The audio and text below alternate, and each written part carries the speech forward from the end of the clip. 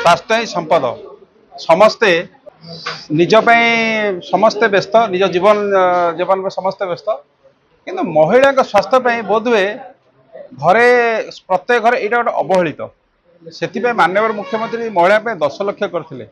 बहुत महिला अच्छा से स्वास्थ्य को आसिक बाहर परिप्रकाश भी करते कहते लुचई दिखती तेणुकर आम मैंने समस्ते देखिलु जे प्रत्येक क्षेत्र में महिला स्वास्थ्य टी अवहेलित रोचे एवं आमर यहाँ गोटे प्रयास रहा आम संगठन जटणी फेडरेशन यहाँ समस्त गोटे आम समस्त बसिलु दिने चिंता कलु नाई नाई समस्ते तो स्वास्थ्य शिविर करुँच किंतु महिला मानक कहीं अग्राधिकार दौना तेणुक वर्तमान स्थित जटणी सहर में समस्त वार्ड भितर आम गोटे प्रयास रहा जे समस्त वार्ड भितर जो मैंने अवहेलित हो जो मैंने चिकित्सा दूरे रही जाऊँ चिकित्सा को जापना आम पाखे चिकित्सा पहुँचेबा एवं आम कथबार्ता कलु शंकरा बैक्सी हस्पिटाल सहित कथबार्ता कलु जो गाड़ी जो डॉक्टर मान माध्यम आज चिकित्सा आरंभ है एवं प्रत्येक समस्ते बहुत खुशी होती जे महिला माने जे एभली गोटे पाखे चिकित्सा पाई घर पाखे चिकित्सा पाइले एवं सुंदर बहुत महिला मानकर 40 वर्ष पर शरीर में भिन्न प्रकार रोगर आक्रमण होता है से जिते डाक्तर शेष पर्यायर पहुँचे से रोग से मृत्युमुख को टाणी निए से आम गोटे सचेतनता कलु जो सचेतनता कि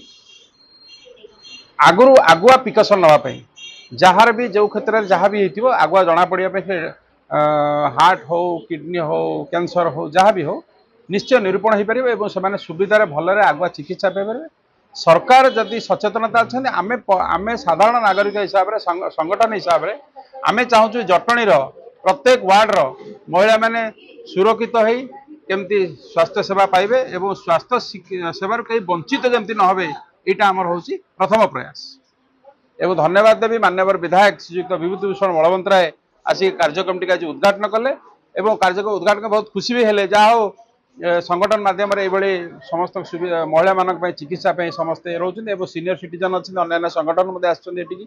समस्ते नारी नेत्री आसी नारी संगठन आसते से बहुत खुशी है जहाँ हो एक प्रयास से प्रयास को कहले जटणी आम सब सब सब वार्ड भितर आहरी अधिक अधिक समस्त सामिल करवा केमती जटणी संपूर्ण सुस्थता जीरो रही स्वास्थ्य सुविधार कहीं वंचित न आम समस्ते चेष्टा करवा।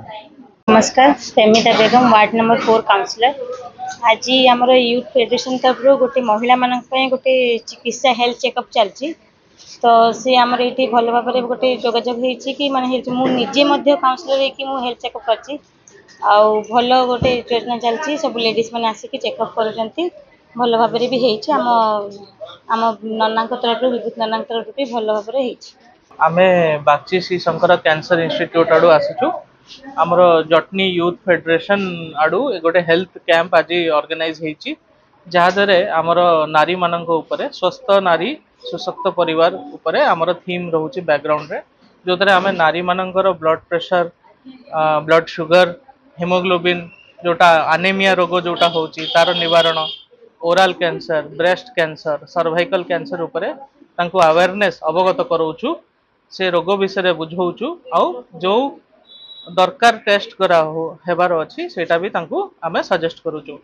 आउ बेसी तो नारी माने एठी केते लोक पान खाउचंती तांको एडवाइस करूछु कि तंबाकूर सेवन न करंतु जो पई कैंसर आगु को हेई थाई पारे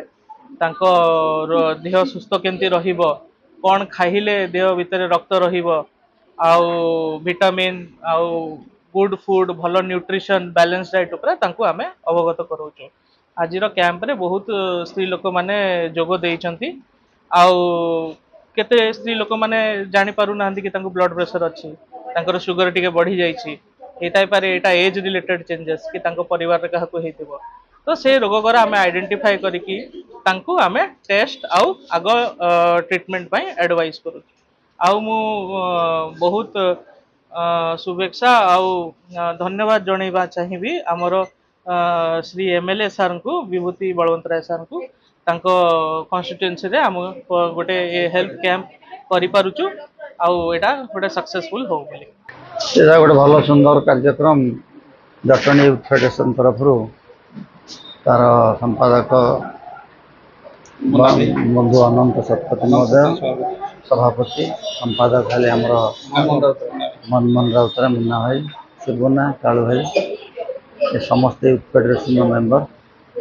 ଭଲ ଭଲ କାର୍ଯ୍ୟକ୍ରମ ଗୋଟେ ବ୍ଲଡ଼ ଡୋନେସନ୍ କ୍ୟାମ୍ପ କରିছে। ଏବେ ଗୋଟେ ସବୁଠୁ ଭଲ କାର୍ଯ୍ୟକ୍ରମ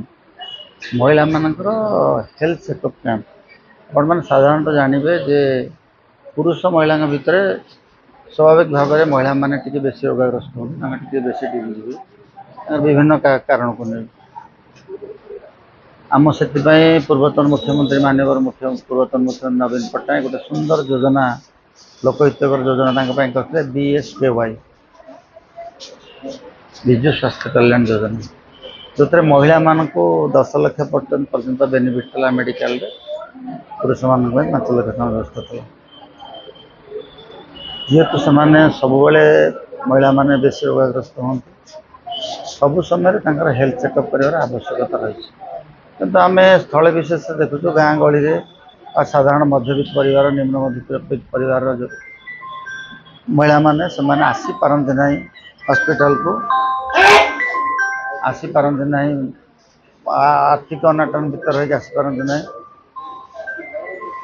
ତେଣୁ ତାଙ୍କ ପାଇଁ ମୁଁ ଭାବୁଛି ଯେ ଏଭଳି ଯଦି ସବୁ ଜାଗାରେ, କେବଳ ଏଇ ଅର୍ବାନ୍ ଏରିଆରେ ନୁହେଁ, ଏ ଅର୍ବାନ୍ ଏରିଆରେ ମଧ୍ୟ ବହୁତ ସ୍ଲମ୍ ଡ୍ୱେଲର୍ସ ଅଛନ୍ତି ଯେଉଁମାନେ ସେଥିରୁ ବଞ୍ଚିତ ହେଉଛନ୍ତି।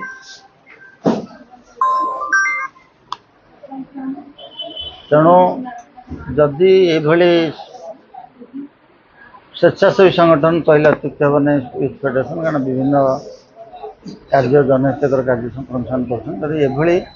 କାର୍ଯ୍ୟକ୍ରମ କରି ଆମ ଏଇ ଯେଉଁ ବସ୍ତିରେ ଯେଉଁମାନେ ରହୁଛନ୍ତି, ଗରିବ ଗୁରୁବା ଲୋକମାନେ ଯେଉଁମାନେ ରହୁଛନ୍ତି, ମହିଳାମାନେ ଯେଉଁମାନେ ଅର୍ଥର ଅଭାବରୁ ଯାଇପାରୁନାହାନ୍ତି ହସ୍ପିଟାଲକୁ, ପଇସା ଖର୍ଚ୍ଚ କରିପାରୁନାହାନ୍ତି, ତାଙ୍କୁ ଯଦି ଏମିତି ଗୋଟେ କ୍ୟାମ୍ପ କରିକି ତାଙ୍କ ହେଲ୍ଥ ଚେକଅପ୍ କରି ମାଗଣାରେ ମେଡ଼ିସିନ୍ ଦେବାର ବ୍ୟବସ୍ଥା କରାଯାଇପାରନ୍ତା, ନିଶ୍ଚିତ ଭାବରେ ଭଲ ହୁଅନ୍ତା। ଏଥିରେ ମଧ୍ୟ ଆମର ସମସ୍ତଙ୍କ ସହଯୋଗ ରହିବା ଦରକାର। ଆମେ ଯେହେତୁ ଲୋକପ୍ରତିନିଧି ହେଇଛୁ, ଲୋକଙ୍କର ସମସ୍ତ କାର୍ଯ୍ୟକ୍ରମରେ ଆମର ସହଯୋଗିତା ସହଭାଗିତା ରହିବା ଆବଶ୍ୟକ। ତେଣୁ ସବୁଠି ବ୍ଲଡ଼ ଡୋନେସନ୍ କ୍ୟାମ୍ପ ହେଉ, ହେଲ୍ଥ ଚେକଅପ୍ କ୍ୟାମ୍ପ ହେଉ,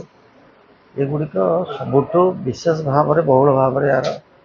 କରାଯିବା ଦରକାର, ପ୍ରଚାର ପ୍ରସାର ମଧ୍ୟ ହେବା ଦରକାର। ସେଥିପାଇଁ ଆଉ ଥରେ ୟୁଥ୍ ଫେଡେରେସନ୍ର ବନ୍ଧୁମାନଙ୍କୁ କୃତଜ୍ଞତା ଏବଂ ଧନ୍ୟବାଦ ଦେବି। ସେମାନେ ଯେଉଁ ମନୋବୃତ୍ତି ନେଇ କାର୍ଯ୍ୟ କରୁଛନ୍ତି, ନିଶ୍ଚିତ ଭାବରେ ଆଗାମୀ ଦିନରେ ପ୍ରଭୁ ଜଗନ୍ନାଥ, ପ୍ରଭୁ ଯୀଶୁ ଆଲ୍ଲାହ ତାଙ୍କୁ ଆଶୀର୍ବାଦ କରିବେ। ଆମ ସମସ୍ତଙ୍କର ସହଯୋଗ ରହିବ। ଜଟଣୀରେ ମଧ୍ୟ ଯେହେତୁ ଏଇଟା ଗୋଟେ ବ୍ୟବସାୟିକ ସହର ଜଟଣୀ, ଏଠି ମଧ୍ୟ ବହୁ ବନ୍ଧୁମାନେ ଅଛନ୍ତି ଯେଉଁମାନେ ଆର୍ଥିକ ଦୃଷ୍ଟିରୁ ସ୍ୱଚ୍ଛଳତା ଅଛି, ତାଙ୍କୁ ମଧ୍ୟ ନିବେଦନ କରି ଏଭଳି ବହୁ କ୍ୟାମ୍ପରେ ଏମିତି ଯେଉଁ ସଂଗଠନମାନେ ଯେଉଁ କ୍ୟାମ୍ପ ହୁଏ ସେମାନେ ତା ଦେହରେ ସହଯୋଗ କରନ୍ତୁ। ଆମେ ମଧ୍ୟ ବିଧାୟକ ହିସାବରେ ଆମର ଯାହା ସାହାଯ୍ୟ ସହଯୋଗ ଦରକାର ପଡ଼ିବ ଆମେ